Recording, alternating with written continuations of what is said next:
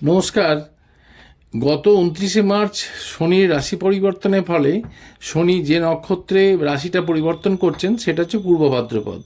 পূর্ব ভাদ্রপদ নক্ষত্রটা হচ্ছে বৃহস্পতির নক্ষত্র, কিন্তু পূর্ব ভাদ্রপদের এইখানে অবস্থানটা, মীন রাশিতে অবস্থানটা কিন্তু তত শুভকর নয়, যার জন্যে একটু নিষ্ঠুরতার পরিচয় পাওয়া যায়। যে গ্রহ এখানে থাকবে এই রাশিতে, মানে বিশেষ করে শনি, একটু বেশ হ্যারাসমেন্ট করবে, একটু করবে, ক্ষতিও করার চেষ্টা করবে, কারণ এটা একটা এক ধরনের নিষ্ঠুর অবস্থান বলা যায়।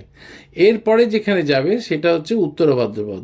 উত্তর ভাদ্রপদ নক্ষত্র শনির নিজের নক্ষত্র। এই নক্ষত্রটাকে উনি কুম্ভ রাশিতে থাকার সময় বেশ শোধিত করে তুলেছেন, যার জন্য উনি যখন এই রাশিতে, এই নক্ষত্রে ঢুকবেন, তখন উনি ভালো ভালো ফলও দিতে শুরু করবেন।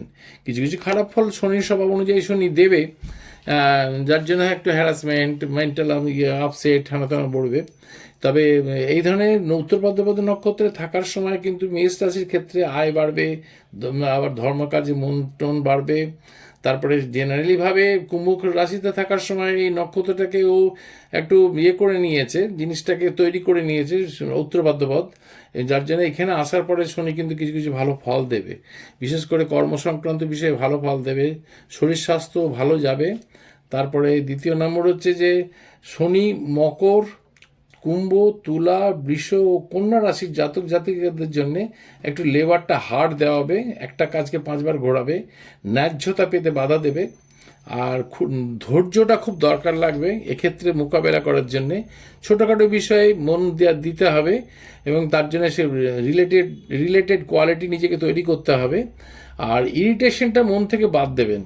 বিশেষ করে শনি ইরিটেট করে খুব লোককে, আর সবেতে ইমপেশেন্ট করে তোলে, যার জন্য সেক্ষেত্রে এই দুটোকে হোল্ড করে রাখতে পারলে আপনার এই অবস্থানটা, উত্তর ভাদ্রপদে থাকার সময় অবস্থানটা ভালো ফল দেবে। এবং এটা মোটামুটি বোধহয় নভেম্বরের দিকে দিয়ে শেষ দিক পর্যন্ত চলবে অ্যাকশন।